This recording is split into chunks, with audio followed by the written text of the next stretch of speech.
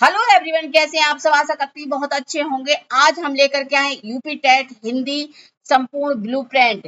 क्या क्या सीखने वाले हैं हम। हिंदी भाषा का इतिहास, संवैधानिक ढांचा क्या था, लिपि और वर्णमाला का दृश्य का अध्ययन, पूरा हम यहाँ पर समझेंगे।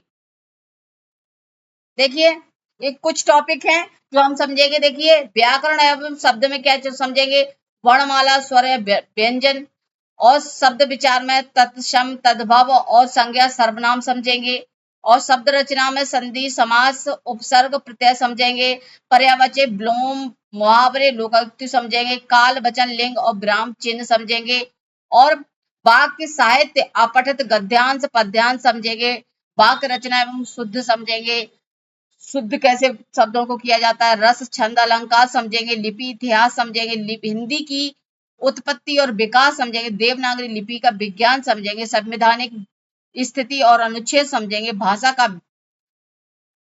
भाषा विकास का अध्यापन किस तरीके से किया ये समझेंगे। विधियां समझेंगे और बाद में हम मूल्यांकन समझेंगे। ये आने वाले लेक्चर में हम समझेंगे। आइए हम अब एक एक चीज पढ़ते हैं। देखिए, हिंदी शब्द की उत्पत्ति कहाँ से हुई, इसकी जड़ें कहाँ से हैं। फारसी भाषा से है, क्योंकि सिंधु नदी मूल भौगोलिक क्षेत्र था और फारस के लोग यानी ध्वनि परिवर्तन सा का उच्चारण हा करते थे। किसका? सा का उच्चारण हा करते थे। और यहाँ के जो क्षेत्र वाले लोग थे, वो जो भाषा बोलते थे उसको उन्होंने हिंदी नाम दिया। सिंधी की जगह उन्होंने हिंदी नाम दिया। ठीक है। हिंदी शब्द संस्कृत या भारतीय मूल का नहीं है, बल्कि ये फारसी भाषा का शब्द है। यहाँ तक आई होप आपको समझ में आया होगा। अब हम देखते हैं भाषा का विकास अनुक्रम। विकास क्या रहा, देखिए, सबसे पहले हमारी भाषा संस्कृत थी, जिसे देववाणी या भारतीय भाषा की जननी माना जाता है। फिर इससे पाली हुई, जिसे प्रथम देश भाषा या बौद्ध ग्रंथों की भाषा माना जाता है। पाली से प्राकृतिक उत्पन्न हुई, जिसे मध्यकालीन जनभाषा, जैन और ग्रंथों की भाषा। और प्राकृत से अपभ्रंश उत्पन्न भई, इसका प्राकृत का बिगड़ा हुआ रूप सौर सैनी से हिंदी का विकास हुआ। फिर अपभ्रंश से क्या अपहट हुई, जो संक्रमणकालीन कड़ी की तरह थी। किसका? यानी अपभ्रंश और प्रारंभिक हिंदी हिंदी का संक्रमणकालीन था। ये 11वीं ईस्वी के आसपास स्वतंत्र रूप से भाषा प्रारंभ हुई। इसका रहा काल। आई होप आपको समझ में आया होगा। देखते हैं देवनागरी लिपि का शरीर विज्ञान।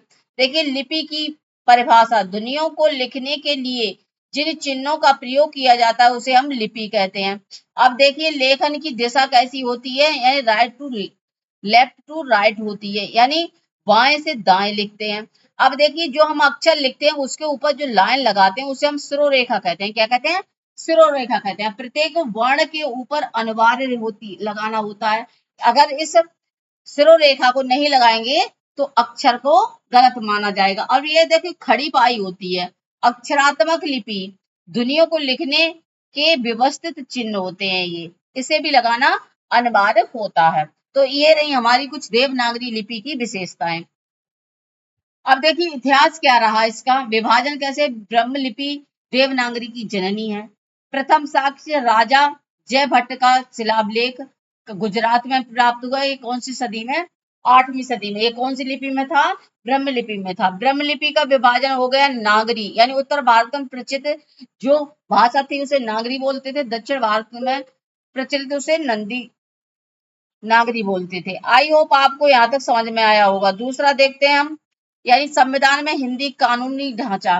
देखिए, भाग और अनुच्छेद।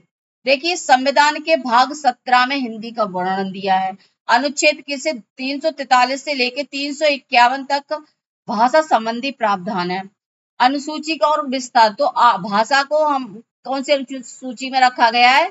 8वीं अनुसूची में। मूल संविधान में हमारी 14 भाषा थी, वर्तमान में 22 भाषाएं। ऐतिहासिक स्थिति क्या थी? 24 सितंबर 1949 को इसी दिन हिंदी को आधिकारिक मान्यता प्राप्त हुई।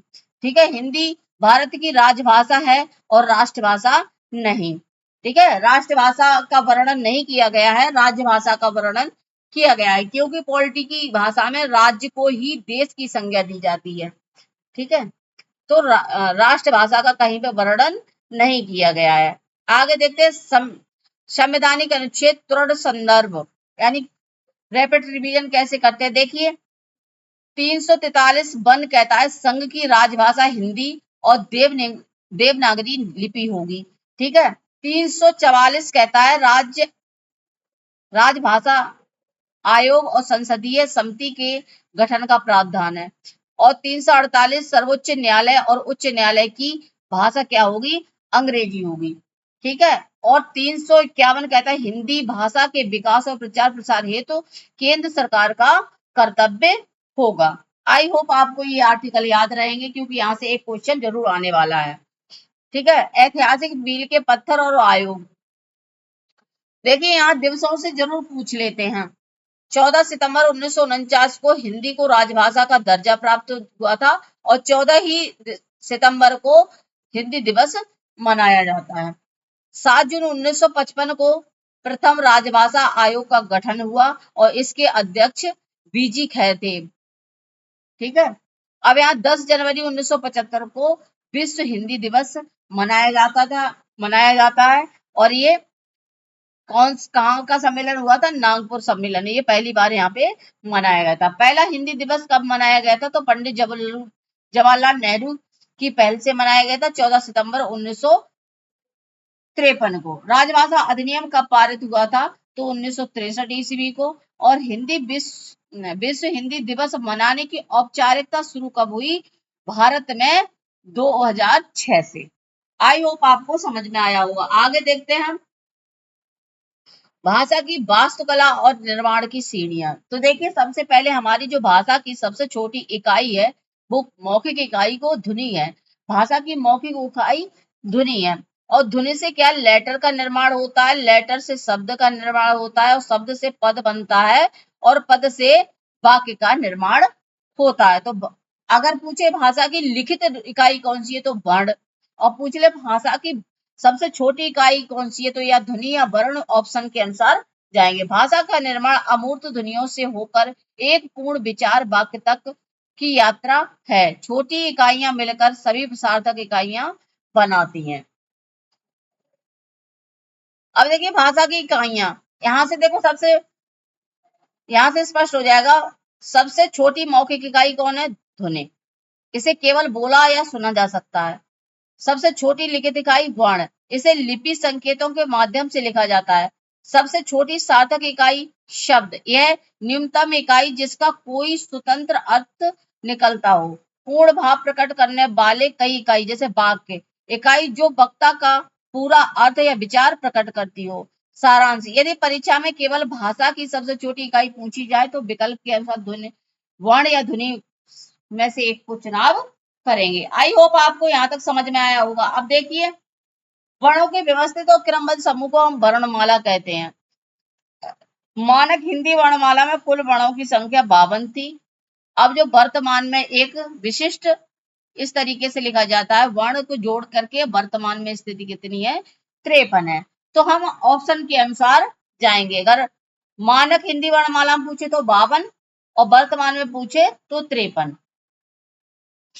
अब देखिए संघ की राजभाषा हिंदी कौन से अनुच्छेद में दी है, 343 में। कुल संवैधानिक भाषा कितनी थी, 22।